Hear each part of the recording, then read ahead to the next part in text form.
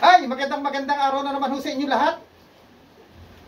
Aba, ako ang pambansang bartender ho ng Pilipinas. Nag-iisa ha? Nag-iisang pambansang bartender ng Pilipinas. May wala ho iba kundi si Mr. Lance. Ayan. Baka naman ho, ang mga nakakapanood sa akin ha. Baka naman ay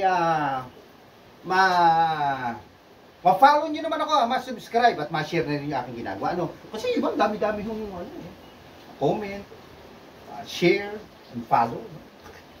Si Mr. Lance maliit lagi. Ayan. Follow and share nyo na lang ako. No? Dadrama ko si Mr. Lance. Okay, ayan. Shout out lahat ng aking followers. Ayan, yan. Ito para sa inyo to ha.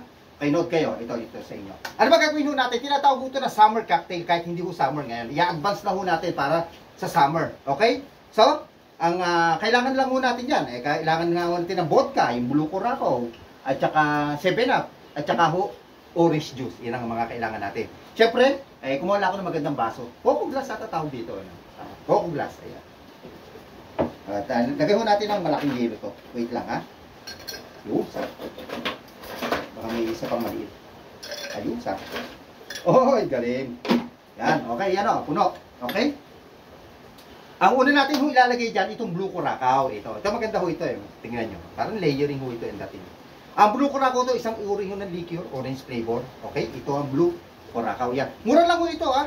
Ito mga ganitong ginagamit ko na to. Wala pang 200 to. Marami ho sa mga pure gold, sa mga wine shop o wine store. Ano? Ever. O, just, hindi. Kahit saan pwede ho kayo bumili. Okay? Si Ever daw. Paano kung wala sa inyong Ever? Malayo. Sa mga mga liquor shop, bentahan ng wine, meron mo yan. Okay?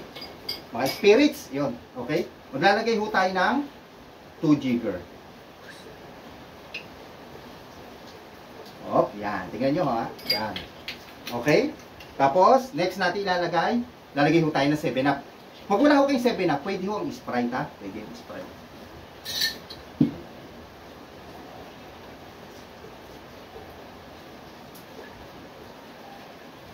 Kasi dapat dahan-dahan eh.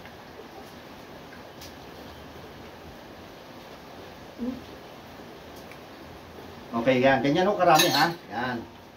Tapos, nakita nyo, hindi nyo napansin, meron ho kong nakaseparate dito na extra glass ano.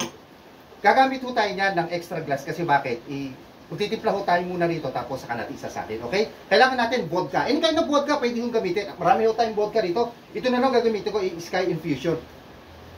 Infusion vodka. Okay? Ang vodka gawa ho ito sa mga patatas. Pwede na ngayon. Originated ho yun. Pwede na sa grain, sa mga kung saan sa sa mga barley na yan.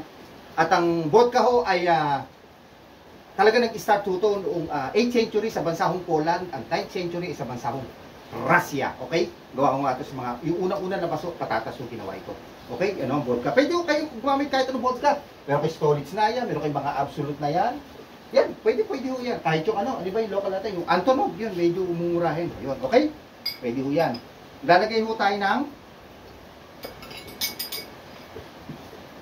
1 jigger na vodka. Dito sa separate glass natin yan. Yan. Yan. Kasi si Mr. Lance, lagi ko sinasabi sa inyo, gagawa ho tayo ng simple mixing, hard mixing. Gagawa ho tayo. Hindi naman pwede puro madadali, hindi naman pwede mahihirap. Gagawin ho natin lahat, okay? And then, lalagay ho tayo ng orange juice. 2 jigger ho lalagay natin.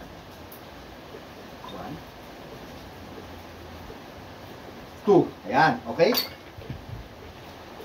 Okay. Ito kasi medyo, siyempre, sa mga sa mga iba, sasabihin nila, bakit, ang hirap niyan, gagawin ko ba yan? Hindi, kahit hindi nyo magawa, at least nakita nyo, at least hindi ho tayo yung, parang wala ho tayong idea, parang nagkakaroon tayong idea, no? Kung saan ho tayo mapunta.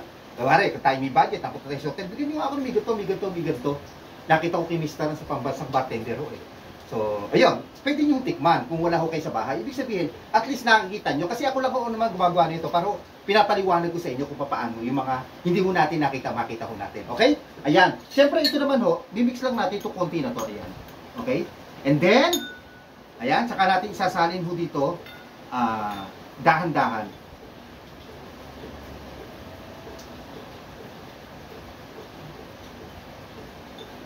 Oh, yan. Yan, kita nyo ho? Ayan, no? Lalagyan ho natin ng lemon. Lagyan ho natin ng magandang straw. Oh. Ayan, nakita nyo ho? Ayan, no? Oh. Oh. Ayan, nakita nyo ho, di ba? Parang may layer ho siya, di ba? Blue, tapos yellow. Oh, di ba? Ayan, kita nyo. Oh. Okay?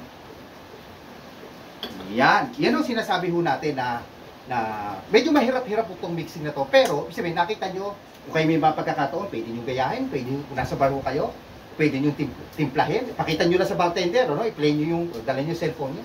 Ay, Mr. Bartender, napanood ko kay Mr. Lance, ito, order ako na ito. Tikman ko nga itong magandang two layering ang naginawa niya. Ang pangalan nung nito ay Summer Cocktail. Ayun. Sabihin nyo, yung Summer Cocktail ay 2 or 3 layers so kasi ito. Ayan, tingnan nyo. Ang galing. Oh, diba? Ang ganda ng kulay. Okay? Sabi ko sa inyo, mga hindi nyo napapanood, dito nyo lang kay Mr. Las mapapanood. Okay? Kaya kung may gusto mo pa kayong mixing, malaman, istorya, at kung ano ho, basta comment down below, ano ho. At marami naman ho tayong gagawin, marami ho tayong pag-uusapan. Dennis Castillo Salazar, aking Facebook, follow nyo ho ko dyan, nagla-live ako every Tuesday, Thursday, Saturday, and Sunday. Paano? Hanggang dito muna, no? At mag-iisip ako ano pa gagawin kong content. Okay? In God we trust, drink moderately. Bye-bye guys!